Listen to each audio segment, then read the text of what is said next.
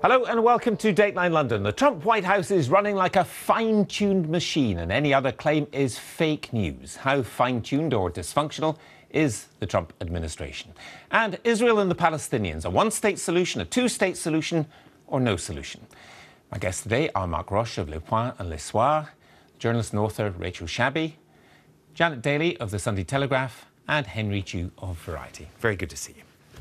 Well, US presidencies sometimes have a fairly rocky start. President Harrison died after a month in office. Bill Clinton was notoriously late at first. And the Trump White House is a total shambles, at least according to the critics. Fights with the media and rows with Congress are, of course, common in US history. But a war on judges, the judiciary and US intelligence services in the first month is unprecedented in living memory. So how bad is it, or is it truly a finely tuned machine? I mean, there really are two views about this, and there's I don't know many people who adhere to the second, except Donald Trump himself. Well, I think he's got some supporters outside the mainstream media. I'm not sure they'd use finely tuned machine. The terrifying press conference last week, I don't see how anybody could have any doubt that this man is unfit for the presidency. The question is, what happens now? His vice president, as it happens, and his secretary of defense are in Germany at the moment, and they're saying precisely the opposite of what he has been saying, both about NATO and about Russia. Now, is that meant to send out a signal that the world should ignore the lunatic who we're locking up in the attic in the White House, and we are running the government, we are running the administration's foreign policy, so we are absolutely 100% supportive of NATO. We have absolutely no doubt that Russia is a serious threat to the world order in the Ukraine and Eastern Europe and blah, blah. So listen to us, don't listen to him. Now, that is dangerous. It's a possible solution to the problem, but it's dangerous on two counts. One is that some foreign leader, perhaps unscrupulously or cynically, could decide to take Donald Trump at his word and could decide that he is the real voice of this administration and therefore, go on that premise. And also, Trump is inflaming national opinion within his own country. What happens when it becomes apparent that he's been sidelined? What happens to all that rage and frustration that he is stoking up against foreigners, against Muslims, against the world generally? That is a terrifying prospect. Well, he did promise to drain the swamp. Now, it may be that those people in the swamp in Washington have actually been knowing what to do over the recent years, even if they haven't done it very well. That's perhaps Janet's point. Expertise sometimes counts in foreign affairs. Absolutely. And actually, in terms of foreign policy, what we've seen with Trump is that he himself has gone back on his own words. He said that he would perhaps not adhere to the one China policy. Well, that just took a phone call from the Chinese leader to berate him, and then he kind of capitulated in the end.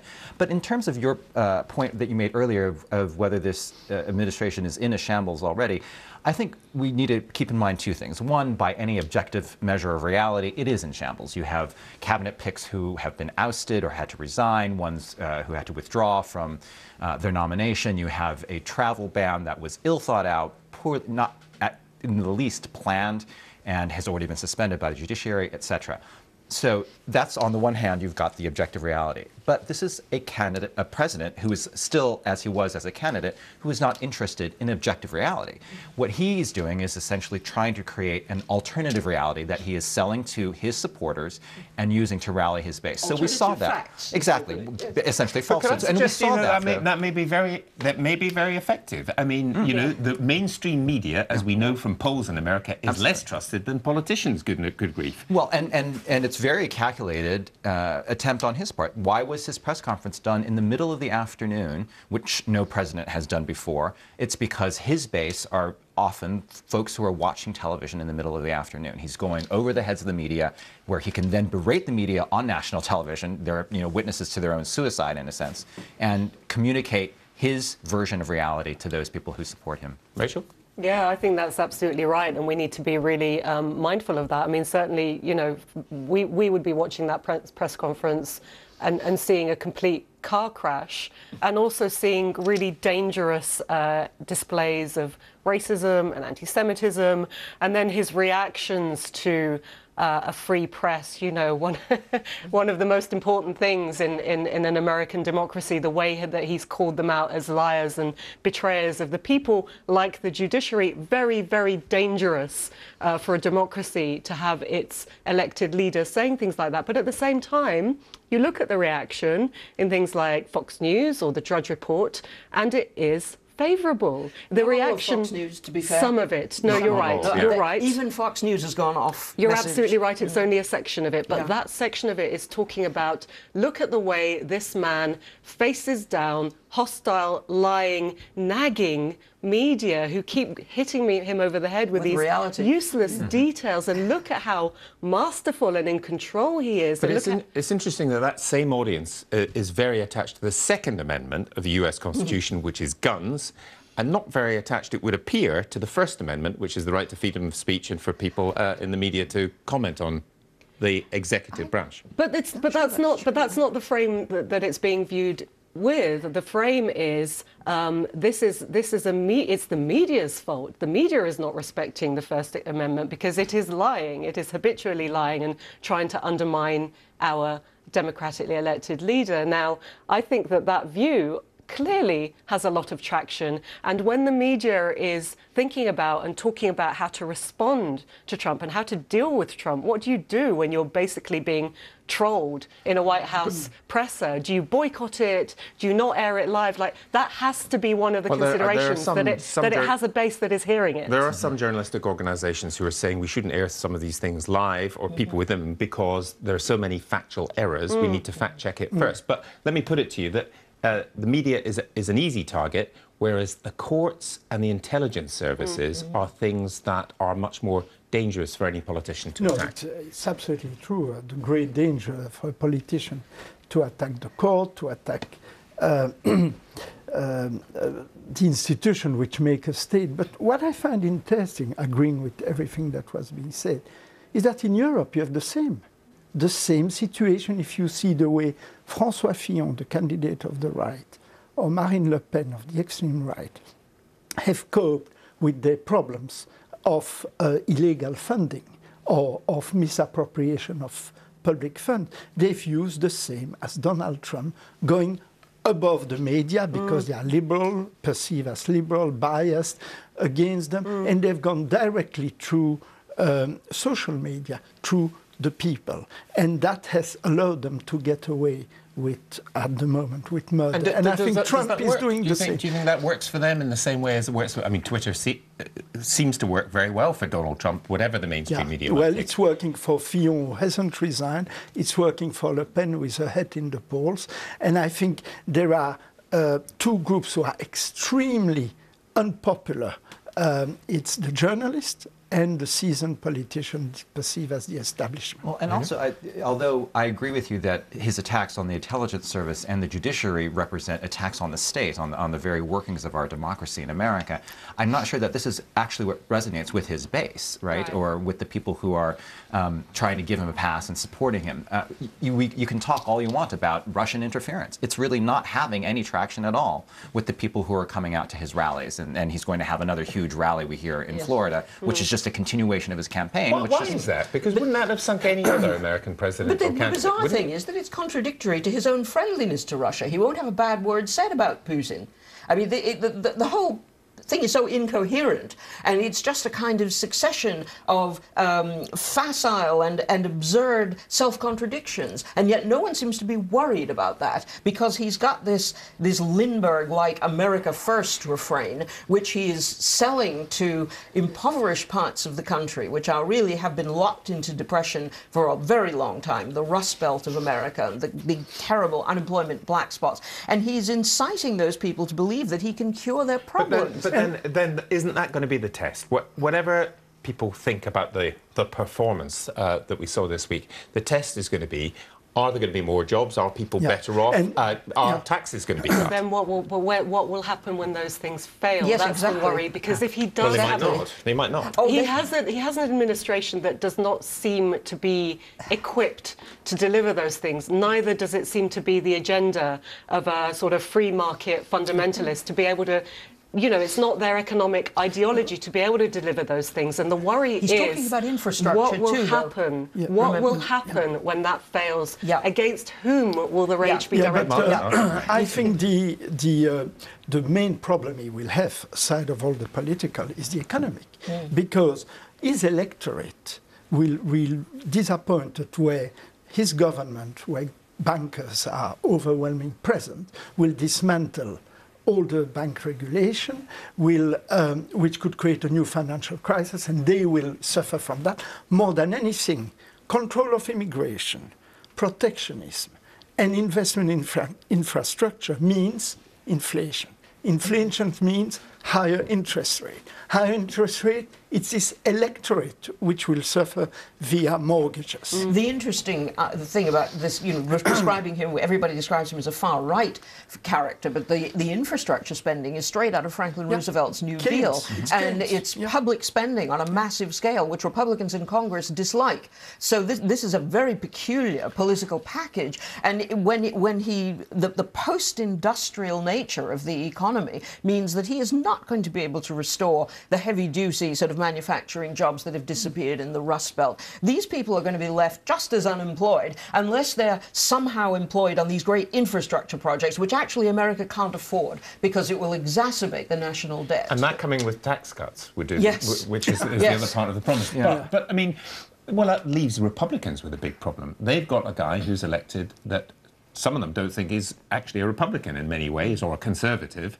Do they stick close to him for the next 2 years until the election, or do they distance themselves, or what do they do? I think they would certainly cut and run if they saw his poll numbers plummeting, right? I mean, they're politicians first and foremost. But then I think this goes back to a point we were making earlier, both about the economics being the important part of this election. I mean, people who are feeling disenfranchised economically and not having their lives improved. When that doesn't happen, assuming it doesn't happen, it goes also back to the control of the message that Donald Trump has been putting out. Who will they blame? Well, he will easily blame obstructive Congress, a media who are attacking everything he does, or a judiciary that is banning the things he does. And that will still appeal to his base who feel that he is being obstructed in what he's trying to do. And that is all about, again, keeping that narrative under complete control. But also, I mean, the Democrats must wonder, how on earth, if this is, if the analysis that we've heard around this table is anywhere near correct, how on earth could you lose this election? And they have. How can you be in such a shambles? And they are. And we've heard about the French left, and we know what's happening in Britain. The British left is not in great shape either. So, I mean, it's not just an American problem, is it? No, it absolutely isn't. And I think that's what is really staggering about this, is that the capacity for self-reflection amongst, the left, the progressives, in the US as in the UK and across Europe seems to be sorely lacking. To be able to look at the situation in which the far right is resurgent and has been enabled, and to not understand what those factors were and actually how the centre-left was complicit in that and enabled it and allowed it to happen. And the fact that it is not the success of the far right so much as the loss, the failure of the left. And I find it really disturbing that we don't even seem to have started that conversation by which the progressive left looks at how can we learn and how can we move. There's no obvious answer. As I keep saying, in a post-industrial age, what happens to the political voice of what used to be called the industrial proletariat? What happens to the employee interest when the employer-employee dynamic fails in the economy? When fewer and fewer people are employed because robots are doing the mechanical stuff or foreign labor is doing the mechanical stuff. This is a crisis for the left because it doesn't speak for anyone. But there are new faces on the left who are doing very well. Trudeau is doing very well. Macron in France might do very well. Center-left. The guy in Germany. Scholz in Germany might do well. Same with Renzi coming back in Italy. There are countries that haven't tried it yet. I mean, we had a centre-left huge success with Blair, which Cameron emulated. And that kind of centrist conspiracy, that coalition of metropolitan liberals, it runs for a while, and then working-class people begin to say, what about me? And that's the stage that the country has to reach before you get Tony Blair maybe coming back as a central role in our politics. The majority of the voters today are not working class disenfranchised. The majority of the population are entrepreneurs and people who are in the white collars and No, I don't think that's I'm not true. sure I mean, that's true. I think the reality of this centrist consensus that you've been talking about, which Blair corroborated as much as Cameron, is that the economic devastation that it has inflicted on people, it's not a working class thing anymore. It's actually most of us, most people are struggling under this economy. Which is what most Theresa May people keeps are talking about. paddling really hard to And stand in the Miliband, same actually, spot. And not having a solution for that is a failure of centrism. All the trial of globalization is there. We have lived and we had well on globalization. Now we are in a phase of retraction of globalization, and we have to find a balance between globalization and protection. The globalization of labor has been one of the big forces in this. The idea that there are these kind of migrating tribes of workmen, usually young people, who can move freely across borders to take on employment. It's the stable populations who want to buy homes and raise families and live in the traditional way, who feel that they're being pushed out by itinerant labor. And just a final point, if I might, Henry, about the Russia question, because the Russia question has been nagging for months. Nobody knows quite where this is going. We do know of various intelligence and other investigations, both the House and Senate Intelligence Committee. Why has this not got more resonance? Because I think it's divorced from economics. Again, economics was the key message in the election campaign. And so Russia, when it was a Cold War threat, I think it loomed large in people's imaginations in America. It doesn't quite do the same now. Had you actually changed this over and said it was China who was hacking into emails, China that was influencing the election, I think the reaction would be extremely different. I think you would find people who were now rather passive about in their response to Russia saying China, which represents a great economic threat to the U.S., is interfering in our affairs. It would be a completely different response, and I think that's part of what's animating this lack of response in the Russian. Very interesting. Scandal. Let's move on, because Israel and Palestine and a two-state solution involving land for peace has been the core of the Middle East political agenda for decades. Now, President Trump has floated the idea of a one-state solution and also suggested moving the US embassy from Tel Aviv to Jerusalem. In Israel, a one-state solution means a Jewish state. To some Palestinians, it means a secular state in which Israelis and Palestinians could live side by side. Either way, would Palestinians be inevitably in the majority, making this no solution? I mean, you could say it's good to rethink the Middle East peace, because after 30 years of talking about two-state solutions, it hasn't gone anywhere. Yes and no. Certainly, that's true, that it hasn't gone anywhere. And, anybody who has spent time in the region will be able to say that, look, on the ground, in real terms, because of Israel's sort of settlement expansion and the way it has expanded into Palestinian land, has made the two-state solution impossible. Practically impossible on the ground. 650,000 Jewish settlers in the occupied West Bank and East Jerusalem, and arranged in a way that makes a contiguous Palestinian state just impossible. And a lot of people will say that the two-state parameters that have been in operation for these decades in the international community have in a way given Israel cover, that they have allowed this expansionist policy to take place under the cover of a supposed attempt to solve the conflict. But on the other hand, when you have a US president quite clearly walking away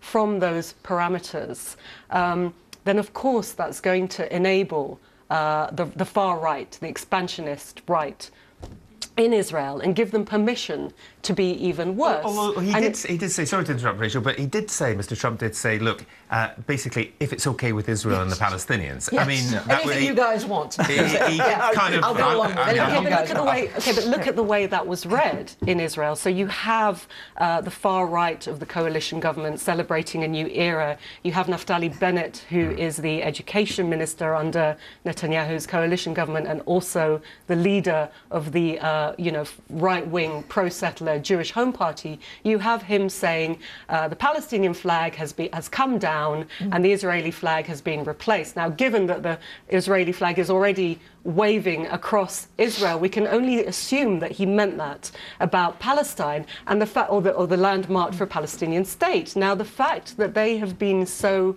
enabled and given permission by this is bad, as is the fact that the Palestinians now, in a way, have been abandoned, because as much as, you know, the occupation and the settlement project was carrying on, they at least had some level of diplomatic protection that has now been completely removed. Well, there was a good reason why there was never any resolution of the one-state, two-state condition, because nobody wanted to try to settle this. This is an insoluble problem. Nobody is going to be happy with any single solution. That's why what he said was so ignorant and absurd. He said, I've looked at the one-state, I've looked at the two-state, anything that makes you happy. You guys agree to something, and whatever you like, I'll go along with it.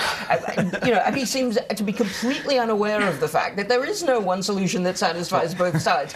And then to go back what you said earlier, actually his own UN envoy has now said, in contradiction to Trump, that the two-state solution is the basis. Is the only game in town. Yeah, exactly. But even if it's a bad game, he's suggesting it's a... But has he... I'm worried about asking this. Has he moved back from the idea of moving the embassy? Is that, you know, yes, that seems to have gone, does it? For today. But I think he also just didn't understand the complexities that were involved in this. Like, I think he often sensitivities, real puts out things that he then has to retract. But to go back to what you said earlier, I think it really puts us in a no-solution camp, because with the two-state solution, in practice, it's now impossible. A one-state solution, in principle, it's not going to be accepted by either side, because it would destroy the Jewish nature of that area that Israel wants to preserve, and Palestinians would, of course, by no means accept being second-class citizens in a single state. But what has changed is, I'll come to you, Mark, on that, but what has definitely changed, I've talked to quite a lot of people in the Gulf, there is a completely new mood because of Iran, and there is less... how can one put it, less overt hostility to the Israeli state in some countries than there was before? Well, clearly Israel has played quite well in order to rapprochement with Saudi Arabia on the common enemy, Iran. But the fact is that, to come back to the one state is impossible because it doesn't work. We've seen it in Yugoslavia. We see today in Cameroon. You can't put people who are so hostile to each other in one state. So the only solution is the two-state, even if it's not working. But at least you can say it's containment for the West to have that solution, even if it doesn't work. Well, were you surprised it came up so early in, you know, because what tends to happen with American presidencies is they don't actually do very much about the Middle East till the very end of their term, because they can't. There are people around him who do feel very strongly about this. And he wanted to be he wanted a great success. He wanted to launch something that would seem to undo previous foreign policy and would produce a miraculous result. And he doesn't seem to understand why nobody has been able to produce a miraculous result in the past, even with the most painstaking peace negotiations. It's terrifyingly ignorant. It's not a business deal, basically. No. But he thinks it is. Yeah, he thinks which everything is why whatever you two can be happy with, I'll be happy with as well. I mean, but there is a silver lining, and, you know, goodness knows we have to find them these days. We're all listening now.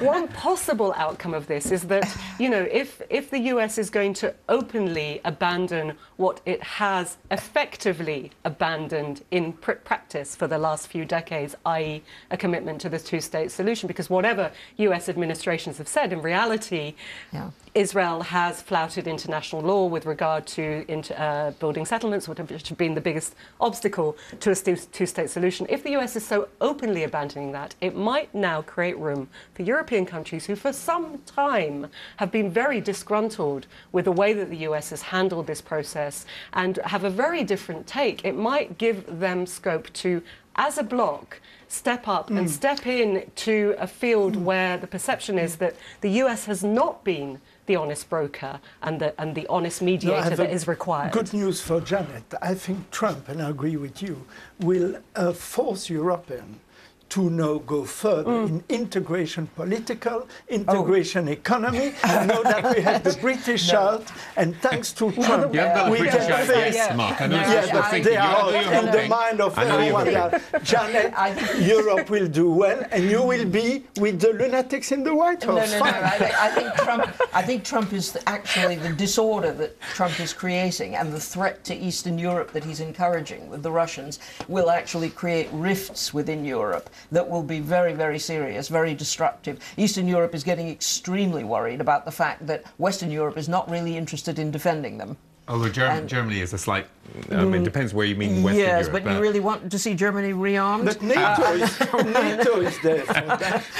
NATO is there at the moment, yes. It's been a funny old month, Janet. I wouldn't entirely rule anything out at this stage. But do you actually think that this could make the European Union, Britain aside, when Britain leaves, stronger? Absolutely, because for the first time the European Union has to take its destiny, because the US is out, Britain will be out. It's up to us to make a better world. But the Visegrad Group and others, Janet's making the point that they're very disunited anyway. Hungary is not exactly rowing in the same direction as France. And in a family you have this... I mean, the threat from Russia is very serious for these Eastern European countries. But that's a NATO threat. For us, what will be important is that politically we have a voice in the Middle East, we have a voice on climate, a united voice on trade, and that will make Europe much stronger. Okay. Good luck. Good luck with that. I think we're going to have to leave it there on that happy note. That's it for Dateline London for this week. You can, of course, comment on the programme on Twitter at Gavin Eslitt. You can engage with our guests on Twitter as well. We're back next week at the same time. Please make a date